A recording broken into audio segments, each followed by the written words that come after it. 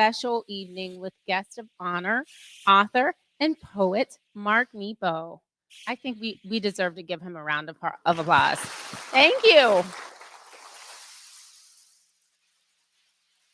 Okay, is that how Kalamazoo welcomes Mark Nepo? Like, renowned world, renowned art. We got to do this again. Let's give him a Kalamazoo welcome. Woo!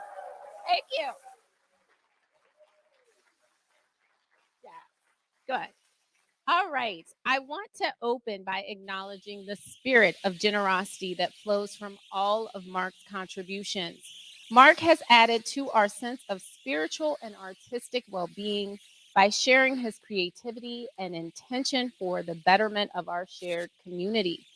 Thank you for all that you do and all that you are, Mark.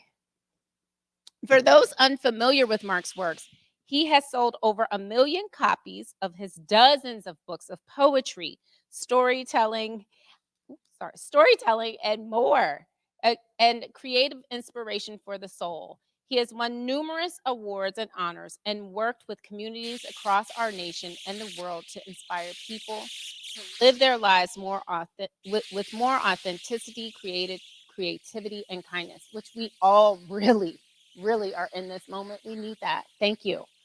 On this path, the KIA joins Mark in this mission.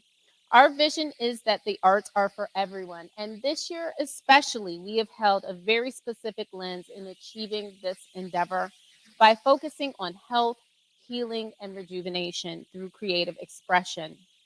Now, if you know Mark or you've been to an event with Mark previously, maybe you've seen some of his appearances on Oprah's Super Soul Sunday or read his articles in the Huffington Post.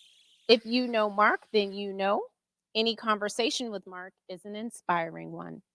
And I expect that tonight will be no different. I know that our in person and online audiences will not be shy in chiming in, and neither will all of you here in person. We're expecting that. With questions when we get to that part of the program.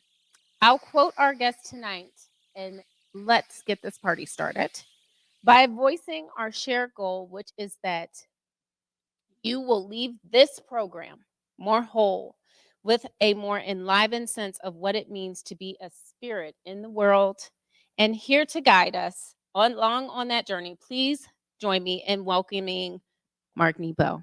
Thank you.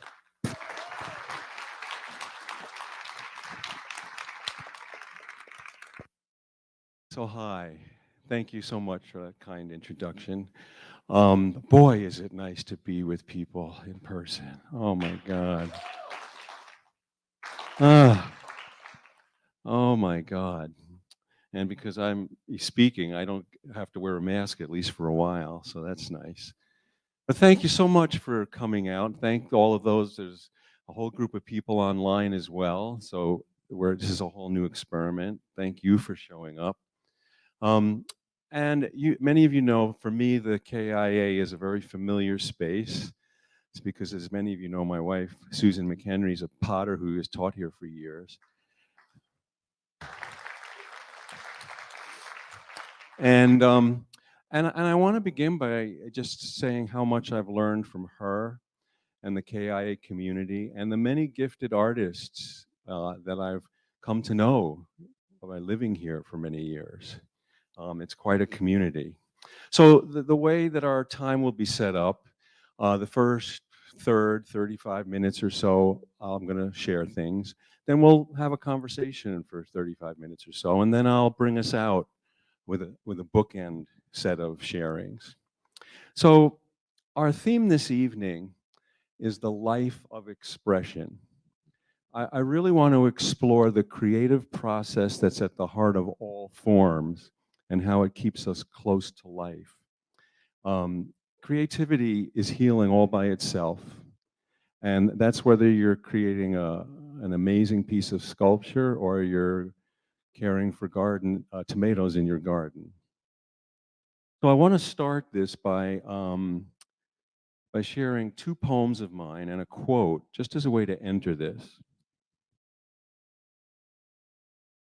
So the quote is from George Bernard Shaw, that clever, amazing, witty playwright. But this was really wonderful. He said, "You use a mirror to see your face, you use art to see your soul. You use a mirror to see your face, you use art to see your soul. So the first poem I want to share um, is called Not According to Plan.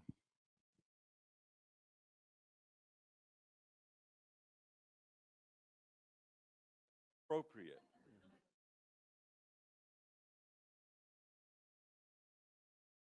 Yeah, not according to plan, which is just about everything. Um, but I wanted to share this because I think, we are opened to life through the moment at hand and through long, long learnings over time. So this is from just the moment at hand, not according to plan. When I drop my glasses in the airport and they're crushed in the walkway between terminals, I get to meet the three kind souls who help me on their way. Then I hear you crying after everyone has left. So now I bring you water and hear your story. Ever since the lock on my door broke, I have more visitors. Now the road I always take is detoured, which I curse until I see the heron glide across the small pond I didn't know was there. So the life of expression is healing and ever present when we can stay open. And of course, being human, we don't stay open. We close. My lungs are opening and closing as I speak, my eyes. So it's natural to close, but it's our job to open one more time than we close. And when we do, there's the heron on the pond. So the second piece I want to share really comes from learning over a long period of time, not a moment. And this really comes from a moment of loss and grief. There's been so much loss and grief going on. And it was about, 6 or 7 years ago. And both Susan and I had gone through a lot of losses. We lost her mom and my parents and our beloved dog, Mira. And, it was a beautiful, beautiful summer day. I was sitting on our back of our house. And all of a sudden, I just fell into the well of this grief. But my heart was too exhausted to choose between the beauty of the day and the grief that I couldn't resist. And so it led to this moment called adrift. Everything is beautiful, and I am so sad. This is how the heart makes a duet of wonder and grief. The light spraying through the lace of the fern is as delicate as the fibers of memory forming their web around the knot in my throat.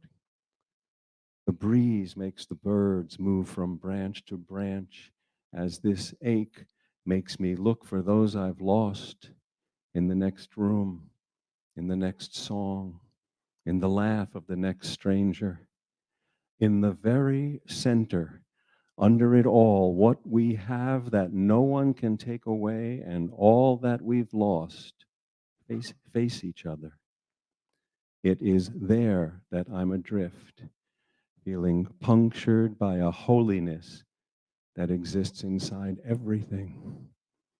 I am so sad, and everything is beautiful.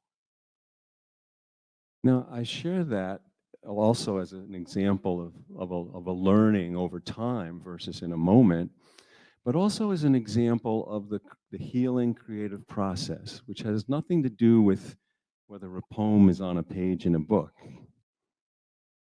It's that because I was true to that feeling, that confusion, that I didn't know where it was going, I was rewarded with that insight at the end. I didn't know that when I started the poem.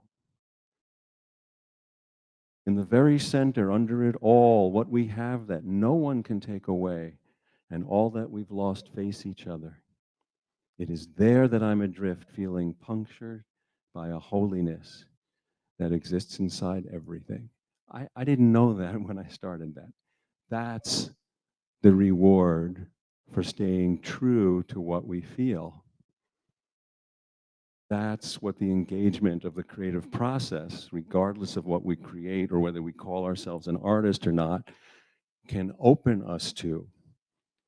Restoring direct experience is one of the rewards for being open hearted. And we constantly need to have our direct experience renewed. So, what I really want to explore more than anything is this notion that more than what we create, it's how we're created by our involvement, whatever it might be, whether we're aware of it or not. By being fully engaged, we are created. And that's been going on since the beginning of time. So for me, I stumbled into all of this many years ago during my cancer journey in my 30s when I almost died from a rare form of lymphoma, as many of you know. Um, and um, and so everything turned around and upside down. You know, I was a young man in graduate school, and I was hoping to maybe write one or two great poems if I was lucky or if I worked hard enough. And then all of a sudden, I was in the hospital. Well, forget writing great poems. I needed to discover true poems to get me to tomorrow. And now, all these years later, I want to just be the poem. And so I'm always a poet. That's how I see, that's how I meet the world. But it's not about creating anything, it's about the creations. The words are the trail of staying engaged creatively with life. And in a way, we constantly re inhabit our moment of birth over and over. When we play a song, when we dance, when we are in that kind of moment of conversation where all of a sudden time disappears. We're re-inhabiting that moment of dance. The great Michelangelo, when he would, his theory of creativity, which was maddening to stone sellers, because he believed that the statue was already whole in the uncut stone. And so, literally, when he would go to choose pieces of marble, which are very heavy and they had to be cut out of the mountain, he'd look at the mountain and they want to give him the next one, and I want that one. Uh, and then he would take it and he would release it by carving the excess away and releasing the statue. Well, this is what life does to us. This is what experience, like it or not, carves the excess away until the statue that we are shows itself.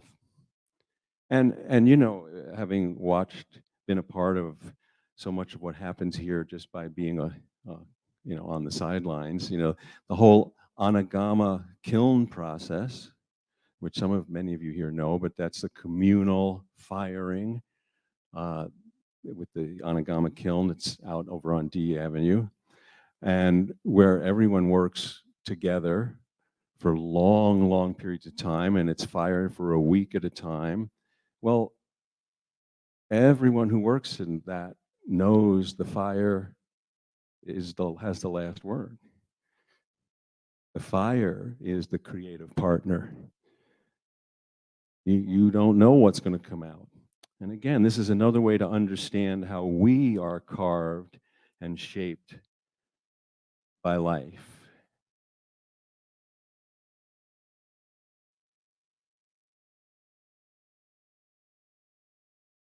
So, one of the things that I want to offer to you is that The creative process, it doesn't really matter what form. The creative process, it helps us do several things. It helps us make life real. It helps us remove everything that gets in the way, and it helps us live. And this is important because what is not expressed is depressed, almost like a spiritual law of physics. What is not expressed is depressed. So you see, you know, over and again tonight, I'm going to be emphasizing that, you know, the skill and the excellence of what we produce is not as important as the process that reveals our essence. Oh, you know, I write, I want to make sure it's as good as I can make it, but that's not the point. That's kind of a byproduct of giving my soul over to what I'm called to engage in. So, so drinking from what matters is about staying true and authentic. And it's not about leaving or staying. I want to give you two stories, two examples of what I'm talking about.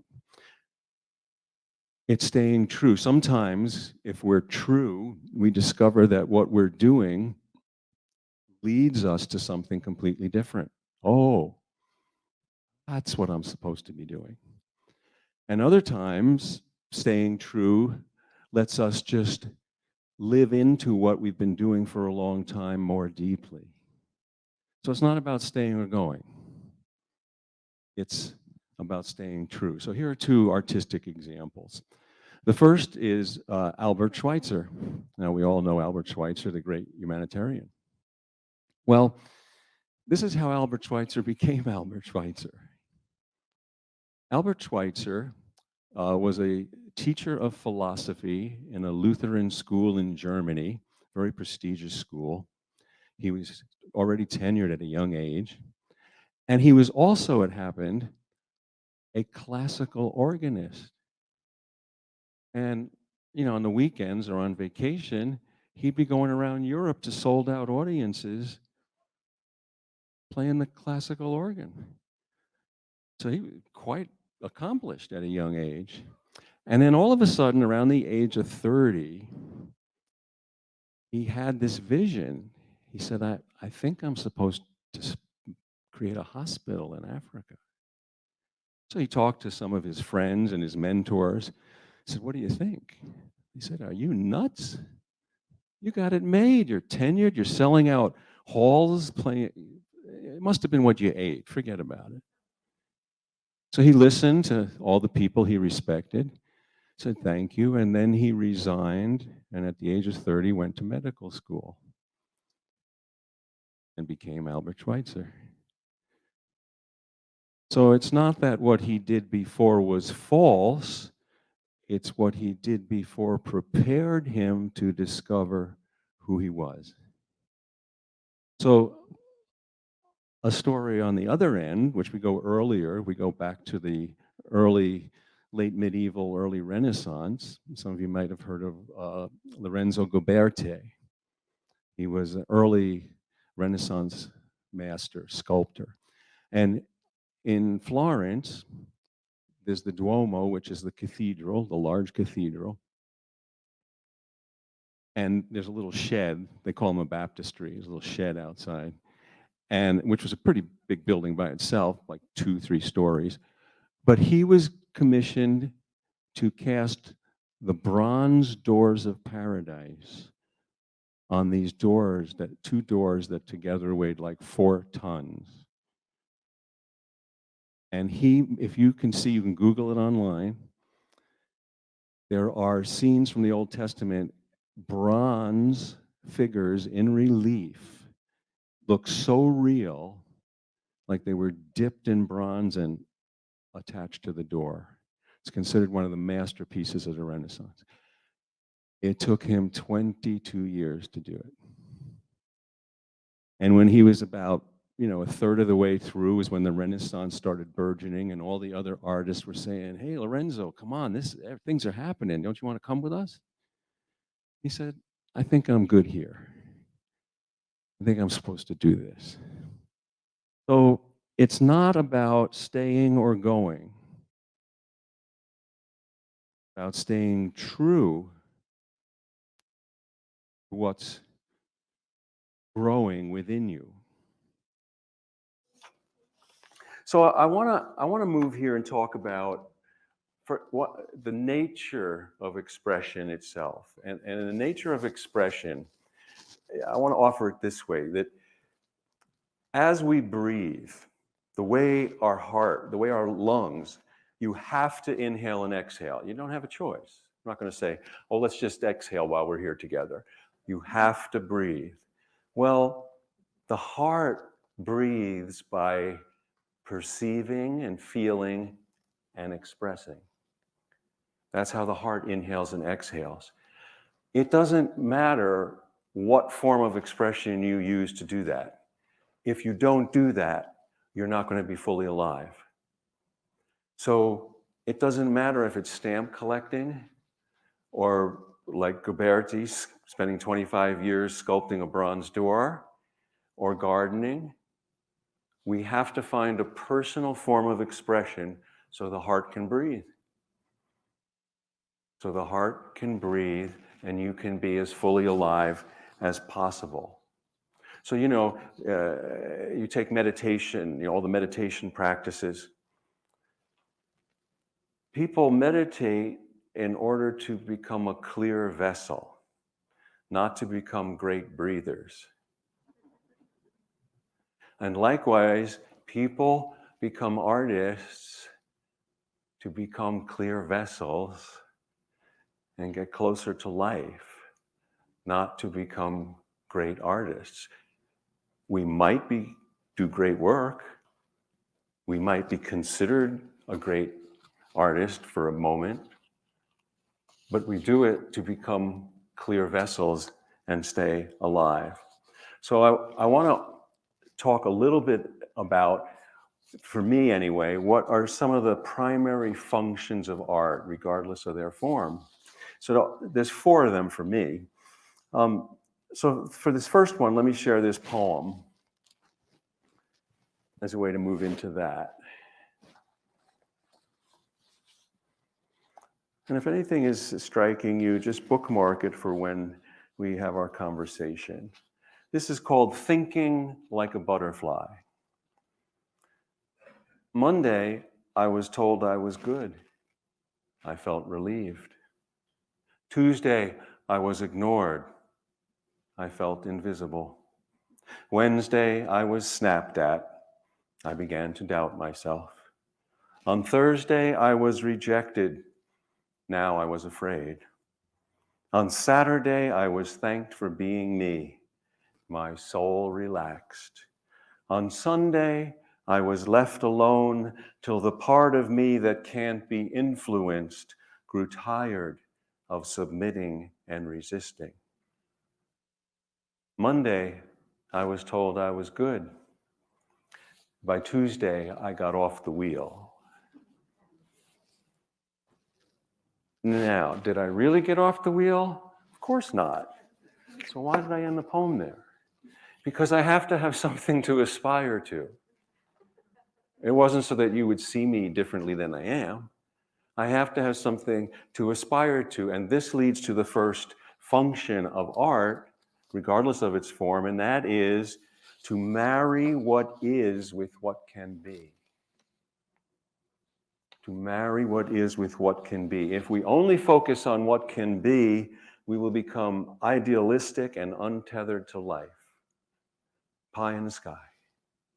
But if we only focus on what is, we're going to be pessimistic and burdened by the grit of life. And both are true. And art helps us bear what is unbearable.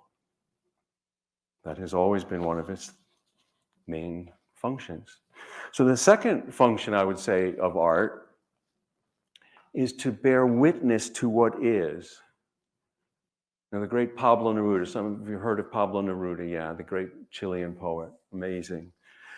And so Neruda wrote a poem in the 1936 during the Spanish Civil War. The poem is called I'm Explaining a Few Things, if you're interested. And in there, because he saw horrible things in Spain, and in there he has a line, he has these two lines. The blood of the children on the sidewalk is like the blood of children on a sidewalk. Now here, one of the great makers of metaphor in the history of poetry doesn't use a metaphor. He says, the blood of the children on the sidewalk is like the blood of children on a sidewalk. And what I think he's saying and instructing there is that in this case, when we bear witness to what is, we don't want any pictures to get in the way. We want the truth to be unfiltered. Sometimes we just need to say what is. There's a great book, the poet Czesław Miłosz, he's a Polish poet, Milosz, wrote a book called The Witness of Poetry, which is an amazing book, The Witness of Poetry. So, of course, on the other side of that, the third function of art is to try to say what is unsayable. I mean, that's really the heart of, the thing out when we're not bearing witness, the things that matter in life, where are they? Love, truth, wisdom. Where are they? So in a way, it's a beautiful doomed endeavor because when you're always trying to say what can't be said, but all the great literature of the world is the trail of the attempts. And this is where metaphor starts to come in. Metaphor is a picture of what's hard to keep in view, as we try to keep that in view. And the fourth, so the first is to marry what is with what can be, so that what's unbearable can be made somewhat bearable. The second is to just bear witness to what is. The third function of art is to try to say what's unsayable and try to keep those two things straight. And the fourth is a social function that art has always played amazingly throughout history, and that's to mirror our patterns, to mirror to society our patterns. It's a great story. Any of you ever remember Mose Allison was a great blues player? Mose Allison? Some people, yeah. So Mose Allison tells this story of a very prominent, well-known educator who was studying the Hopi Native American peoples. And he was studying, and the story is that he went to a Native American elder, a Hopi elder, and he said, who lived out in the desert, the people live in the desert, and he said, why are all your songs about water? And the wise man said, well, because we sing about the thing we have the least of.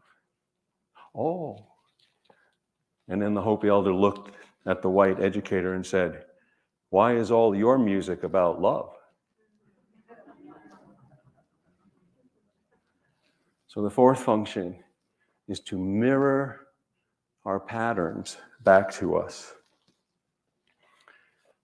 So, I share all this because I want to, as always, those of us who've worked together, it really is only important if you can personalize. How does it speak to you in your life? How do you keep your conversation with the universe going? How does your heart perceive and feel and express? What is your personal form of expression? And how do these things, how are you in your life, not in great society, how are you looking to marry what is with what can be? So you're not rising untethered from life, but you're also not ground down by life. What does that look like for you? How can you bear witness to what is unfiltered so that the truth has a chance? And how can you try to say what is unsayable? Because what's invisible and unsayable, what's essential, this is the river of light. You know, my book is called this book is called Drinking from the River of Light. That's the river of light that feeds our soul. And mirroring not just the patterns to society, but our own patterns to each other so that we can grow. So I want to talk about one more thing here in the next 10 minutes or so and read something that will bring us to a place where we can have our conversation. But I want to talk about our foundational stories and our personal mythologies. So, you know, myth, throughout history, and I believe myths start, you know, we go look at the Greek myths, we look at all the different cultures. I think they all started as very specific stories that were designed to keep in view what's hard to keep in view. So it was a story to help us remember, to remember. And then over time, because they were such good stories, all the little details flaked off, and we have the myths. Well, each of us in our lives, we have a host of foundational stories.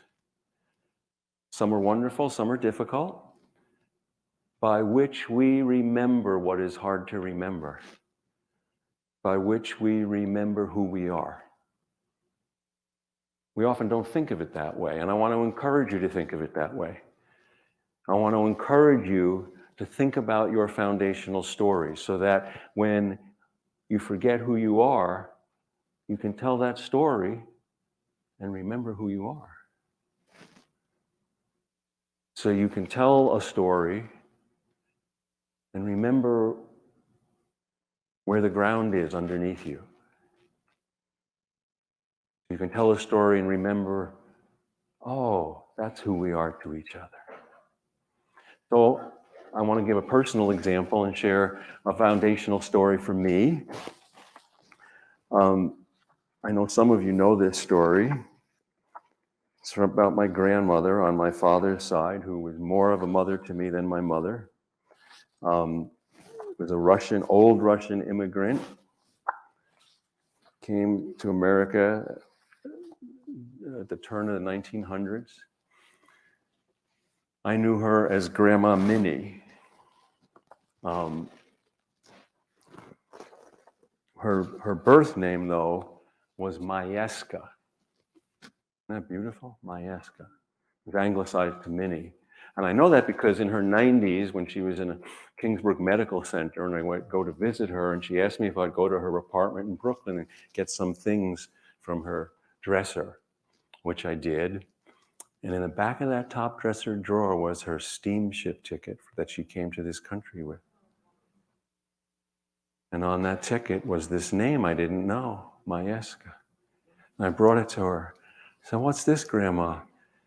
And her thick Russian accent, she chuckled. She said, "I forgot I ever came." She said, "That's my name, Majeska."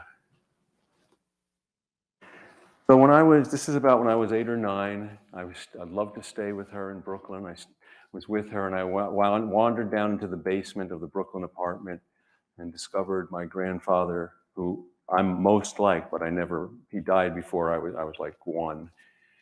But he's the one I'm most like. And I found his prayer book, his Hebrew prayer book. This is called On the Way to Coney Island.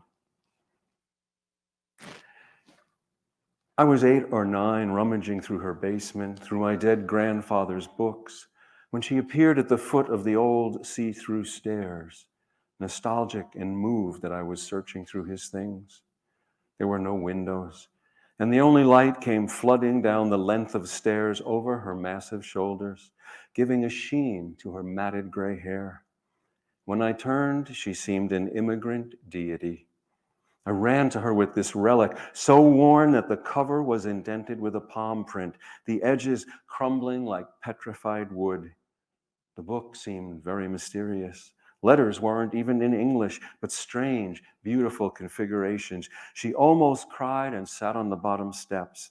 I snuggled between her legs against her apron. She gathered me in as she opened the relic and said, "This was your grandfather's prayer book. He brought it from Russia." I remembered running my little hands over it the way I do large stones. Her hands were huge and worked, movable stones themselves. She turned me by my shoulders, and with the light flooding my face, she whispered more firmly than I had ever heard anyone whisper. She said, "You are why we came to this country." She took me by my little chin. She said, "You are why I live." She put the relic in my small hands. I was tentative. She gripped me to it firmly, and my palm slid in the well of my grandfather's touch. She stood on the bottom step, blocking the light, and said, "I love you like life itself." She reached down and sandwiched my little fingers and said, "These are the oldest things you own." As she waddled up the stairs, the light wavered off my face. Without turning, she went back to her kitchen. I stood, and the light settled in the impression of Nehemiah's grip, a man I never knew.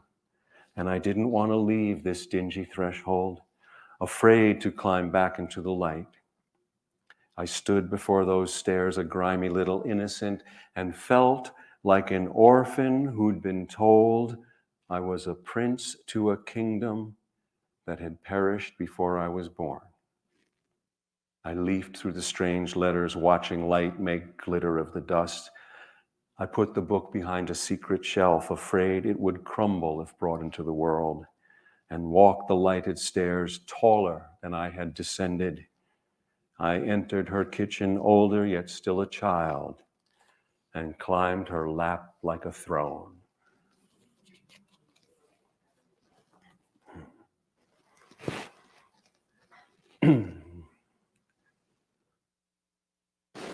I went back. I've got that prayer book on my desk. But what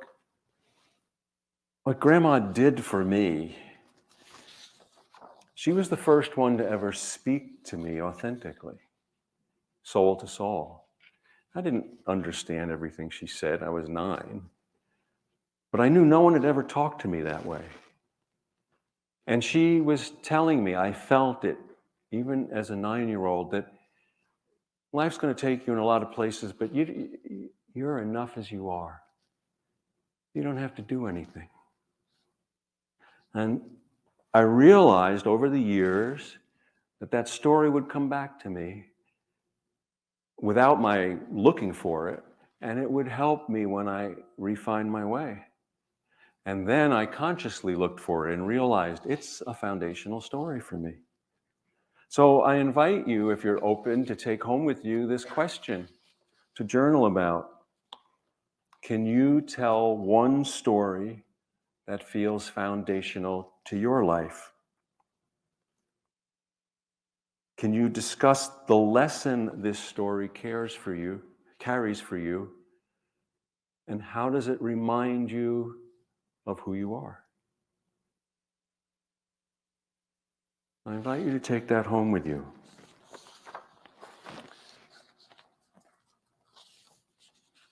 So let's pause here, and let's have a conversation. Ask all the questions I can't answer, because questions aren't about answers anyway. Yeah, anything that's on your heart or mind. Questions are more like doorways we open to be in relationship. Questions have answers, that is, like, what time are we meeting? At what temperature does water freeze?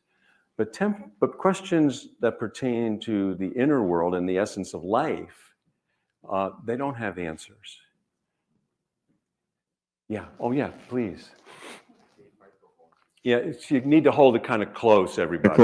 Yeah, there we go. Well, maybe, yeah.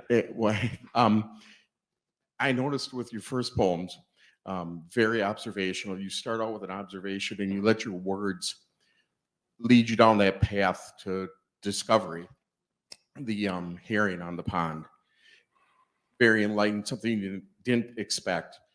My question for you is, do you feel that that someone can contrive words to begin that path and still be as surprised at the end? Yeah, I don't think we contrive. I would, instead of contrive, I think we start, and I encourage, at least for me, we're all comparing notes. So for me, I start with whatever it might be, a strong feeling, a confusion, a hesitation, a complication, a fear, something I don't understand. And then I give my full attention to it. And the words are the trail of that attention. And more often than not, if I'm authentic, true to what is called, whether it's, even if it's an agitation or an anxiety, it leads me to something I don't know. And so I'm surprised by the images or the insights that come. And so that's how the poems become my teachers. And I share that because it's not about writing poems. This is what the introspective process is like, I believe. And that's why it's useful. I just happen to write them down. You don't even have to write them down. But this is, I think, how we stay in conversation with life. So yeah, the question is, what does that look like for you and you and you, for all of us, to find our own way of doing that? Thank you. Yes. We have a question from our virtual audience. Do you have a set process or time for writing, or do you write as inspiration strikes? So yes, yes, and yes.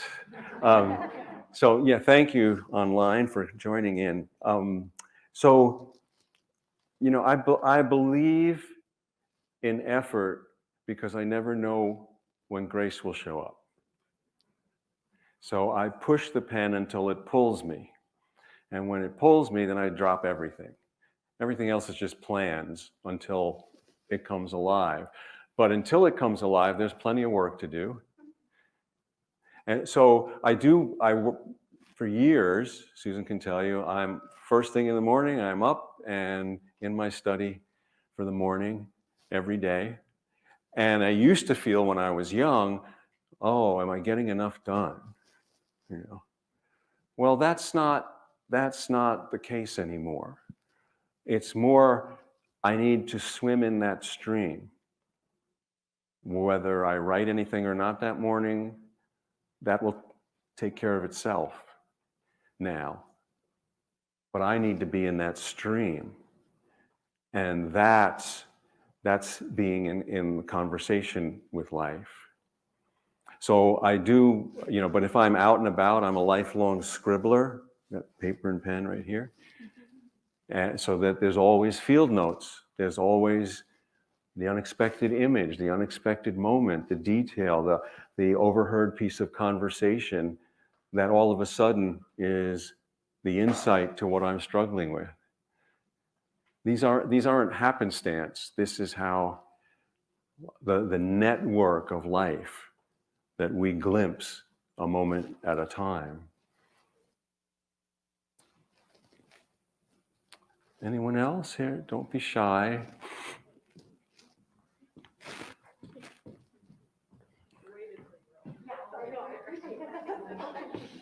I have a friend who is an artist who struggles. Can I ask, because we're all being wonderful, but when you're asking a question, it's okay to tip your mask down, because I have hearing aids, and even with the hearing aids, it's hard. Thanks for letting me know.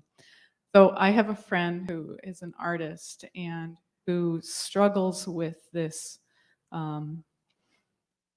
artist who uses his art as his main source of income as well. And so he struggles with this idea of wanting to stay authentic to the things he creates and also needing to pay the bills at the end of the day. Sure. So I'm wondering if you can speak to that at all. How do you stay true in that context? Sure. Well, thank you for that. And that's an archetypal struggle that artists in all forms forever have to deal with. And I think for me, I've understood it as every person alive has to both survive and thrive.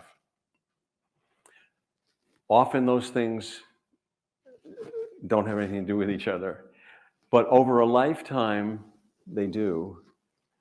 And they may be together for a long time, or they may be apart, and then they'll crawl. But I think our job is, how do we stay true to what brings us alive in our soul? That's how we thrive. And if that's in place, it may be frustrating that I can't make a living at that, but then how do I go about surviving? Because if that's in place, I'm okay. It may not be ideal, and I think we all struggle with that. I'm at a point in my life where these are the same, but they weren't always that way. And I had to struggle with that too, But I think that I like to think of it as our souls, our career is our soul's awakening. Where that happens is our occupation, which can change. So that means, and this was something, I have a poem in here, but somewhere along the line, years ago, maybe 20 years ago now, but I would, and nobody taught me to do this, I just started doing it. I'd get a list of what needed to be done during the day, and I do all the tedious stuff first. Like if I get that out of the way, then when the deck's cleared, I can do what matters. Oh, like a reward. Well, I had it all backwards. I need to do what matters, what's authentic first, because that changes my eyes, my ears, my heart, my mind, and that makes the rest of it tolerable. I got to do what matters first. And I've been doing that ever since for a long time. Well, thank you. Thank you. Another virtual audience question. What would you suggest to a person who feels as if they don't have a foundational story? Well, I would offer to that person to keep listening, because everyone has a story. It may not be the story we want. It may not be a story we like. And sometimes we have to shed the stories we've been told in order to discover the story we're in. So my first suggestion would be to journal about whatever is heartening and see where that leads, because that will reveal a story. Thank you. What else? How you doing? What else is on your heart and mind?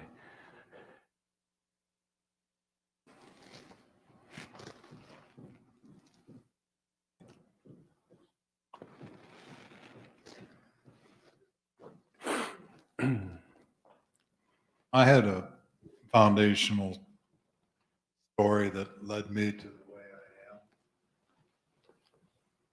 What happens when the story becomes more of what you were rather than what you are? Well, that's a great question. I can speak to it. I don't know what, I don't have an answer. But I think, stories are powerful.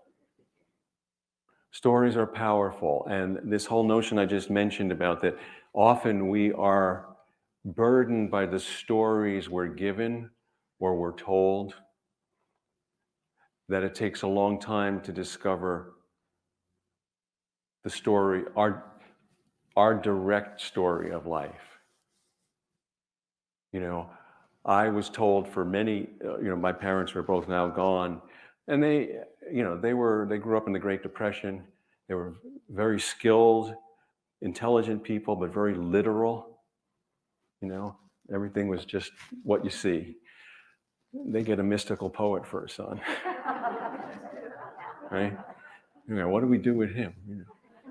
But they, you know, anytime I started to bring the things that mattered to me, my story was, you know, my father always used to say that my head was so up in the sky, I would always step in shit. He'd say, "You stupid, look where you're going." I was looking where I was going. I just wasn't looking where he wanted to look. And would you rather fly or have brains? But that's another story. So I just think that, you know, it's hard and it takes time, but I think if we give attention to our own heart, what's true, we can start to separate out. So I was told that all those things didn't matter when I stopped wasting my time. You know, don't waste your time. My father wanted me to be an architect. My mother wanted me to be a lawyer. Come on, get going. So I had to uncover over years that story to hear my own story. So I do believe that this thing that we're talking about, this notion of authentic expression, helps each of us peel away the stories we've been told so we can hear the story we're in.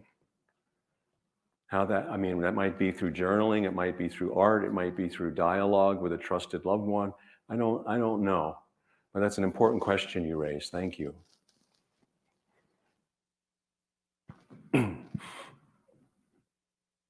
Do you have a person, maybe Susan or other people that you show your work to as you're working on it? Or do you... So I do, but however, I don't show work that I'm working on until, I like to say, I've retrieved it fully. Because this space we're talking about, this authentic conversation with life, it's the one place I have where I get to hold nothing back, not worry about anybody else's opinion or what anybody would think, even when I'm wrong. And so I need to devote myself wholeheartedly to that. Once it's there, then, oh, I want to share it. I want to, what do you think? Did I even approach what I was trying to say? Not so much is it good, but more, did it capture what I am trying to reach for? Or how does that, and what does it open up for you? So I do have people, and so all the books that I've written, with the exception, interestingly, of the Book of Awakening, every book, I've never shared it with an editor until it was completely done, as a whole. Doesn't mean I wouldn't, then I would go back and take suggestions, consider things, but I wouldn't give it or even let it out of the house, because being a sensitive person, and we're all sensitive, otherwise we wouldn't be here, I can't always filter out the influence of others. So when I'm in that creative space, I need to be able to do that. Goya, Francesco Goya, the great Spanish painter, he went deaf in midlife. And after he was deaf, he felt like he had more direct contact with his creative powers. And he said in a letter, because going deaf allowed me to give up the aim to please others. Amazing. So we need to negotiate that, each of us.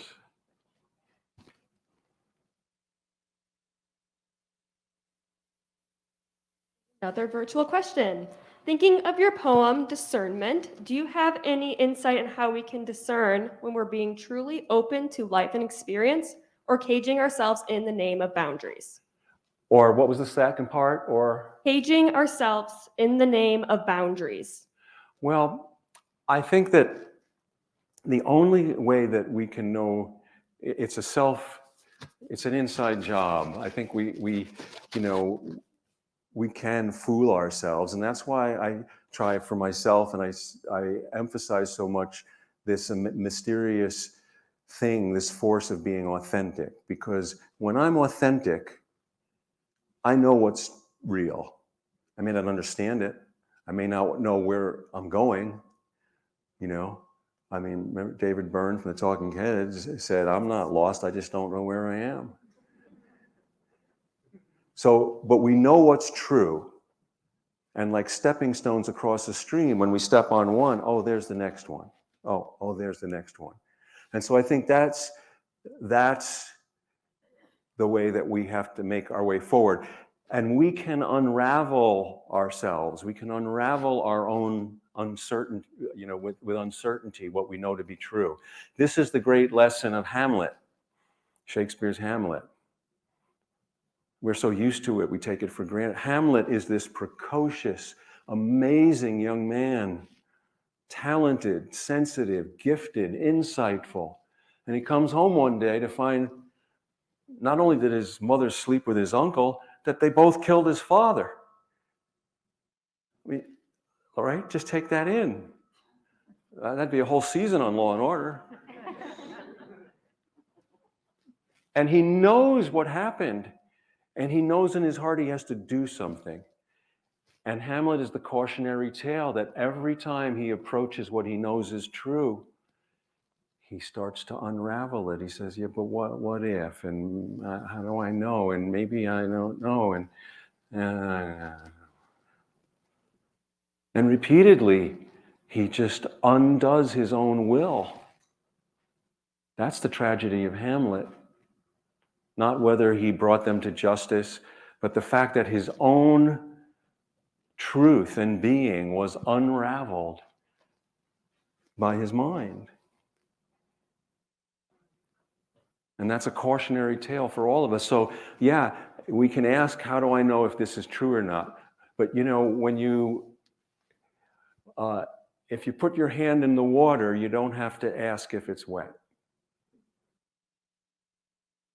And I'm not being flip about that, but for each of us, there are certain touchstone daily experiences that we don't have to question.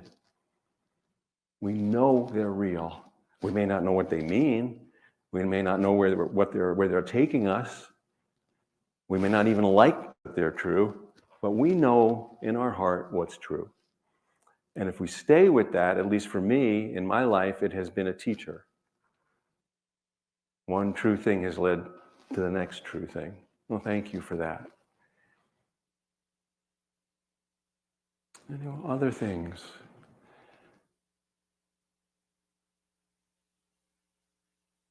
Well, let me move us into our second part there. Thank you for those questions and for your feelings and thoughts. So I want to in this second part look more closely at how we grow. How we grow. So I want to start with a piece, which is a couple of paragraphs. It's from my book, As Far as the Heart Can See, which is a book of teaching stories and parables. But this is just a little bit of my own journey of growing over the years.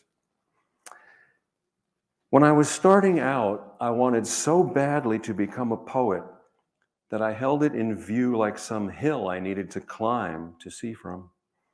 But getting to the top, something was missing, and so I had to climb to the next hill. Finally, I realized I didn't need to climb to become a poet. I already was a poet. The same thing happened with love. I wanted so badly to love and be loved, but climbing through relationships like hills, I realized again that I was loving and loved all along already. Then I wanted to become wise. But after much travel and study, it was during my bedridden days with cancer that I realized I already was wise. I just didn't know the language of my own wisdom. Now I can see that all these incarnations come alive when we dare to live the days before us. We carry the love and wisdom like seeds if we can water them. Another lesson is more recent. It comes from a conversation I had with a very wise woman who was a mentor to me. And this was the Jungiest Helen Luke. I've mentioned Helen Luke, right here from Three Rivers. She's gone now quite a while. But Helen was a mentor to me. I knew Helen during the last 2 years of her life. And during what turned out to be our last conversation, she said to me, she looked over her glasses, she was British, firm but gentle inside, and always pointed her finger. She looked at me over her glasses and said, yours is to live it, not to reveal it. Well, this troubled me, for I've spent much of my life thinking my job has been just that, to reveal what is essential and hidden. But in the years since Helen died, I've come to understand her last instruction as an invitation to shed any grand purpose, no matter how devoted we may be to it. She wasn't telling me to stop writing, but to stop striving to be important. She was inviting me to stop recording the poetry of life and to enter the poetry of life. And I say to you now, this applies to us all. If we devote ourselves to the life at hand, the rest will follow. For life reveals itself to those willing to live. It's a profoundly simple statement. Anything else, no matter how beautiful, is just advertising. It took me many years to learn and accept. Having begun innocently enough, there arose separations, and now I know that health resides in restoring direct experience. So having struggled to do what has never been done, I have discovered that living is the original art.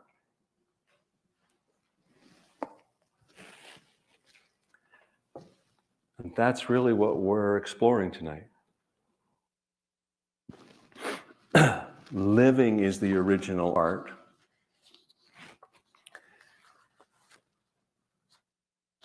And whatever means, form that you're drawn to, great.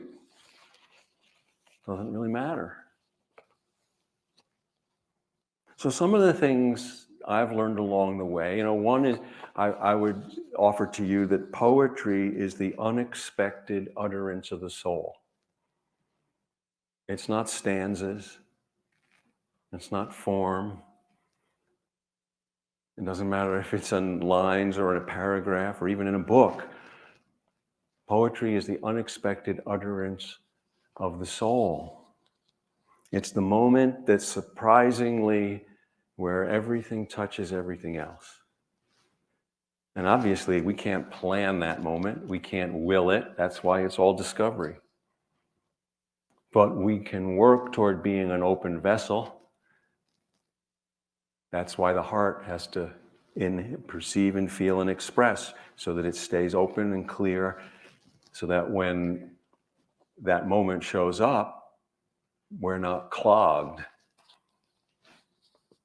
The way the heart, we all know the heart can have plaque, and we all take cholesterol medicine, right? So, but the emotional heart, the spiritual heart, assumptions and conclusions are the plaque that clogs the emotional heart, the spiritual heart. And we need to clear out our assumptions and conclusions regularly so that we don't weaken our spiritual heart. And all the things we're talking about is the medicine to do that. Can't take a pill for that. But we can hold nothing back, try to be truthful, try to discover the story we're in, not the one we've been told, and bear witness to what is, try to say what's unsayable, marry what is with what can be, so life can be bearable out here, so we can survive, so that we can thrive. So all of this is to say, whatever form for me over the years, it is a matter of discovery, not invention. I relate to material, I don't manipulate it. I try to make sure it's as clear as possible, but I'm relating to it. And that's where I said, like, I retrieve, I feel, more than author. So all of this, invites us to keep looking. The commitment to keep looking. So I want to tell two little stories about that. The effort to keep looking more than once. So the first story, and first let me say that the word respect means literally to look again. Spect means look, respect means look again. Inspect means look in, really. We've kind of made it mean something else in the world. But inspect means to look in. So when you keep looking, you're respecting yourself. When you keep looking, you're respecting yourself. So the first story is of Henri Matisse, wonderful painter. Now Matisse was very influenced, an older painter, Delacroix. And Delacroix had painted in Morocco some paintings, and Matisse was just enamored with them. And so he saved his money. He went from France, stayed in the same estate where Delacroix, and for about 6 weeks, he painted 3 paintings. And then he was very excited, exhilarated, pleased, got the paintings, went home. And about a year later, he's looking at one of them. The painting is called a canthus, A-C-A-N-T-H-U-S, a canthus. And he goes, I don't know if I got it right. Now it's framed. So he takes the frame painting, gets on a train, and he goes back to Morocco. And he goes back to where he painted it, the same villa. He puts it up, and he goes, I got it right. And he went home. I don't think that that's a story of being obsessive or compulsive. It's about looking again. It's about keep looking. Keep looking. Another story along those lines is a wonderful story about E.E. Cummings. E.E. Cummings, a wonderful poet, lived in the Village in New York City. And every day he'd come up in they had a little brownstone, and his wife, Marion, and they'd have breakfast. He'd go down to his study, and he'd come up, she'd call him for lunch. So this day they went down, he had breakfast, he's down working, and she calls him for lunch. And as he's coming up from the basement where his study was, she sees a big smile on his face. She said, well, you look like you had a great morning. He said, oh, I did. Well, what happened? He said, well, just after we had breakfast, I took a comma out. And just now, before you called me, I put it back in.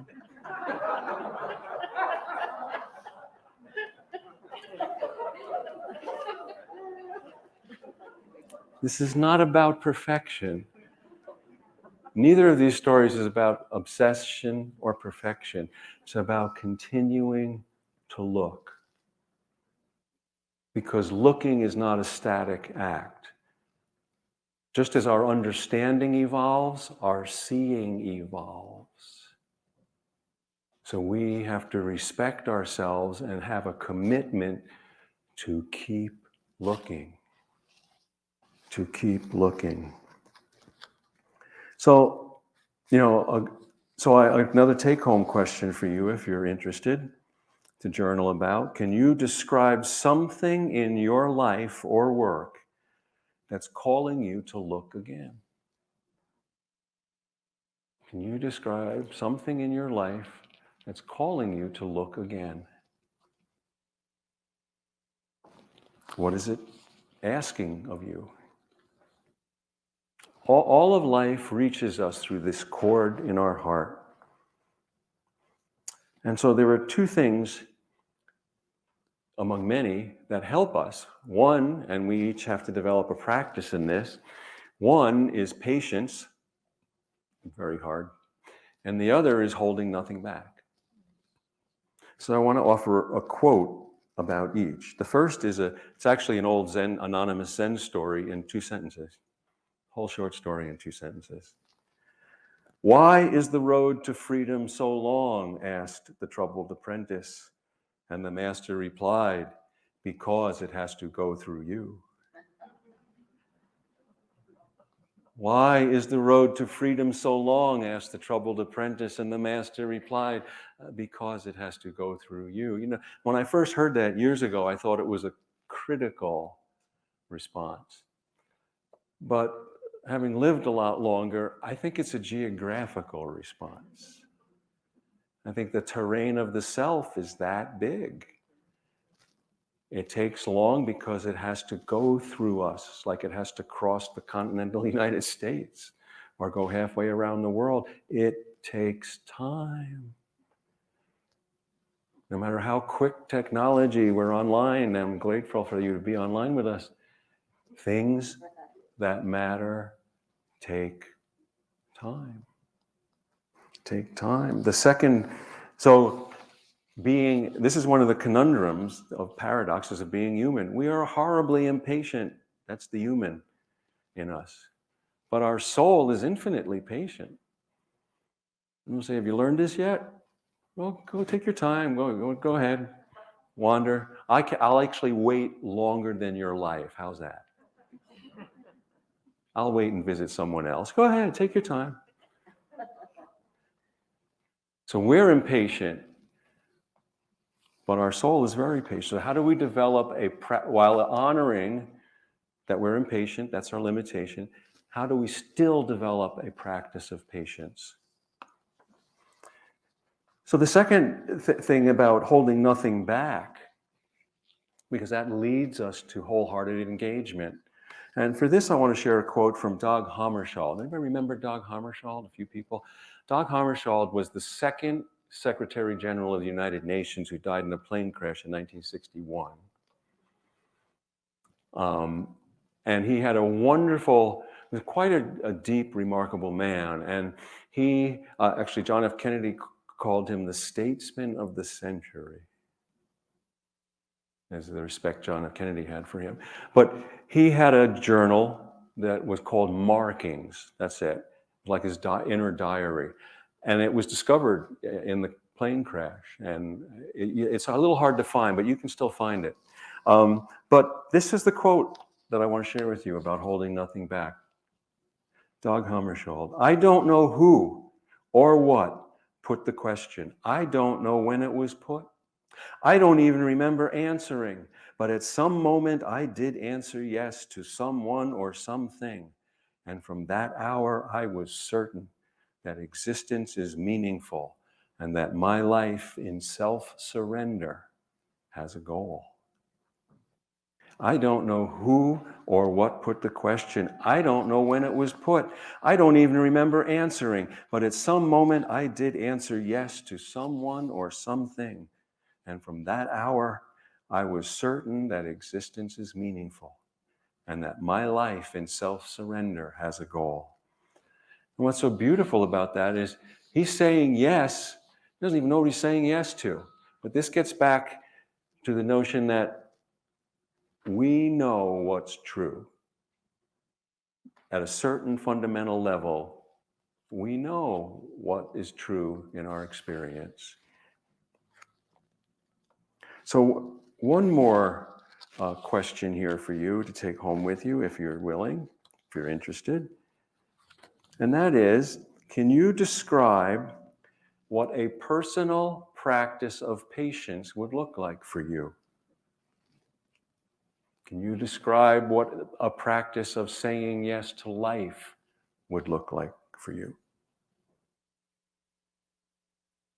What would it look like if you're patient? What would it look like if you were to say yes to life?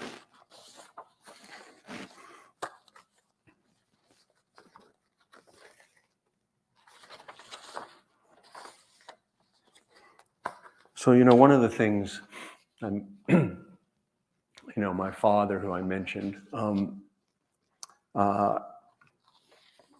I learned a lot from him, both negatively and positively, and probably like most parents. But one thing, and this was, you know, and I'm sure I got some gifts from this, but if I heard it once, I heard it, oh my God, thousands of times growing up. I don't care how hard you try, show me what you accomplished. He would just say that to me, no matter what. I wanted him to be proud of me. If I was struggling with something, I don't care how hard you try, show me what you accomplished. And I'm sure that that has given me some skills, but actually, I'm 70, and I think the opposite is true. Regardless of what you accomplish, show me how hard you try. That's really what matters to me.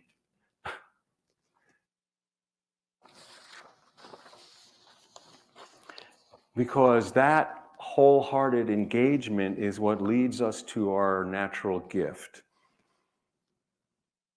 There was a female mystic. I say that because very few mystics in the Middle Ages were acknowledged as female. A female mystic, Mechthild, German, Mechthild.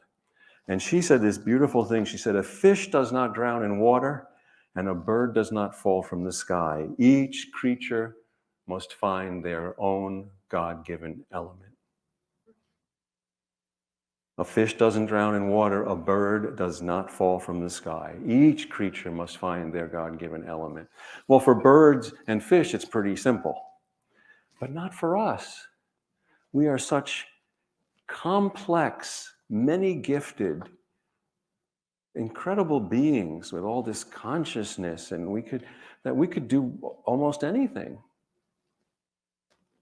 So the first task, by being wholehearted, which is why it matters how hard you try, to discover our own element.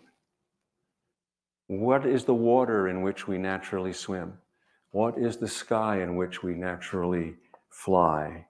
So that leads us to the effort to what is true, not great. So I only have a few more things to share with you tonight, a couple of thoughts and a couple of stories. And then we'll close with a poem. But the one thing I do want to share, which is, this is at the crux of surviving and thriving, and it's heightened with artists, but it's really in everything, is, you know, the difference between giving attention and getting attention. In the outer world, we're taught to get ahead, you got to get attention. Got to turn in a resume, got to have it look good, I got to make good on an interview. That's all real, that's true. But to thrive and be fully alive, you need to give attention. And it's very understandable to mix those up. And then we start thinking, if we get attention, I'll feel worthy. Now I can't get enough attention. Now I want to be on American Voice or whatever it is. So now I want to be a celebrity when I'm aching for something to celebrate. So to get ahead, we need to get attention, but to get a heart, you need to give attention. So again, like other things we talked about, we're the ones who have to keep these things clear. You know, when I started writing as a young boy, it was really to keep wonder in view a little longer. I saw something and I go, wow. And then it was gone. Oh, wait a minute. I hardly saw, what, wait, where are you going? And I said, well, maybe if I could draw a word picture, it would stay longer. So what kept me alive and kept me going was recognizing and verifying everything I saw. And here we are driven in the outer world to be recognized and verified. Tell me I'm okay. Tell me I'm enough. Tell me I'm great. Tell me I've done something no one's ever done before. And like any addiction, it's never enough. because our worth comes from our direct connection with life. Not this way, which goes back to the whole point of our conversation tonight, is what's the personal form of expression that helps you maintain your direct connection with life. So let me share one more story and one more poem, and then we'll call it an evening.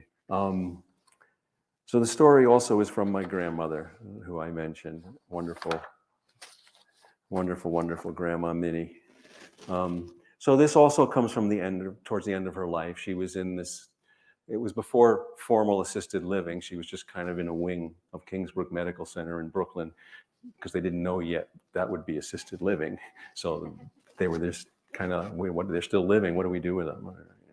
So she was there, she was 94, and I would go to see her when I could. I didn't live real close. And I came in, it was a beautiful May day, and I came in and I happened, I came in the room, she'd been in this one room for 6 months, came in this room, she was sitting on the edge of the bed, and I saw her before she saw me.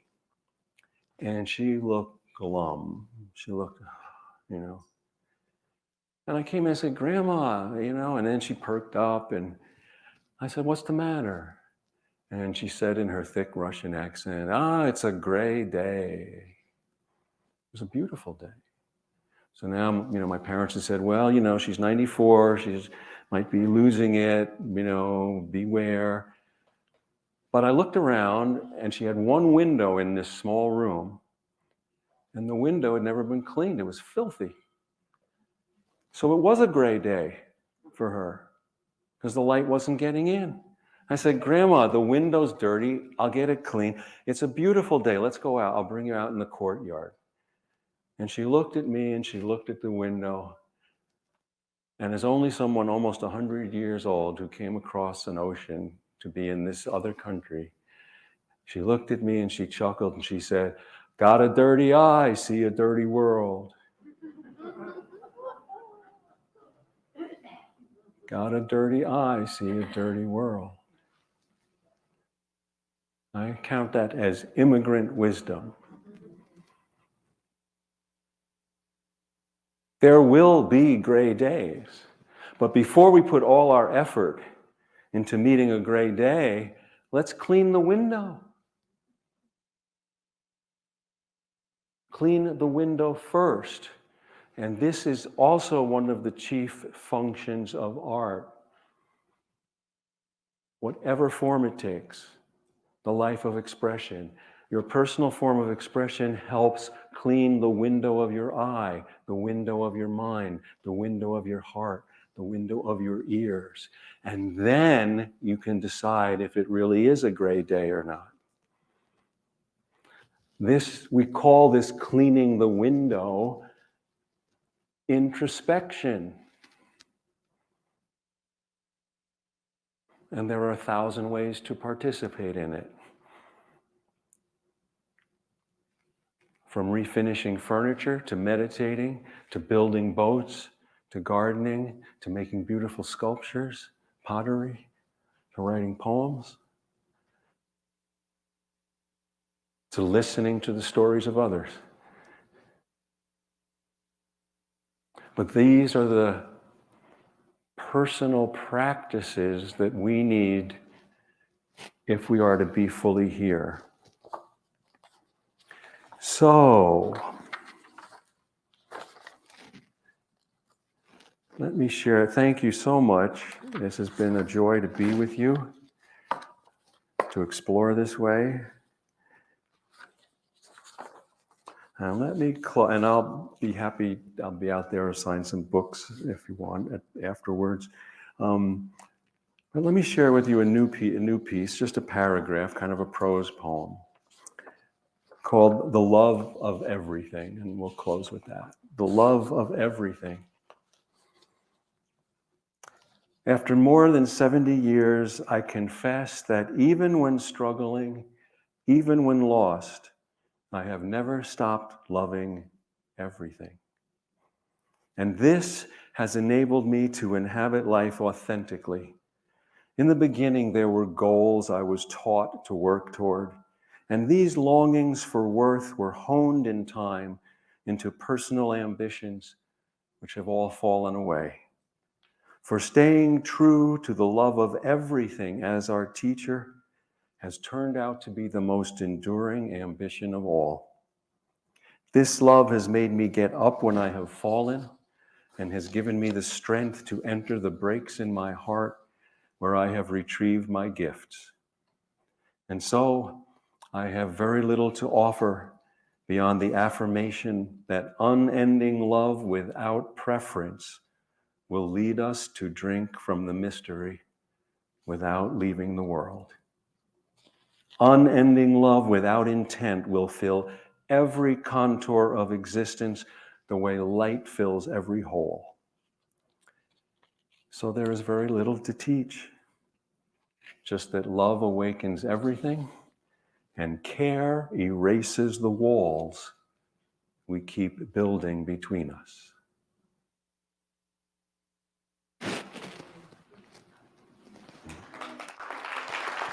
Thank you.